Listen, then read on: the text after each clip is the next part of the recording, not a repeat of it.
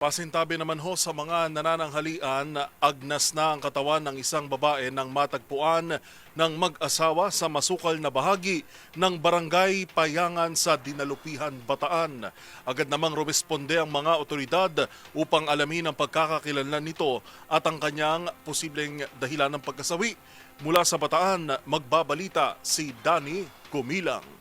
Nasa stage of decomposition na nang madiskubre ang bangkay ng isang hindi kilalang babae sa isang liblib at masukal na lugar sa CQ Libingan, Barangay Payangan, Dinalupihan, Bataan, alas 11 ng umaga nitong weekend. Natagpuan itong bangkay ng isang mag-asawa na nangunguha lamang ng alcohol sa lugar na ang layo nito sa kanayunan ay may 5 oras kung lalakarin, na agad namang ipinagbigay alam nila ito sa barangay kapitan sa lugar at humingi na responde sa PNP sa Dinalupihan at sa SOCO para sa iba pang makukuhang impormasyon ng pagkakilanlang at sa naging sanhi na kamatayan nito.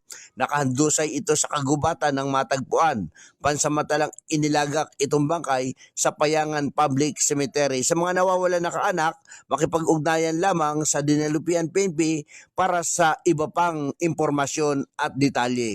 Para sa MBC TV Network News RH37, Danny Gumilang, una sa Pilipinas, una sa Pilipino.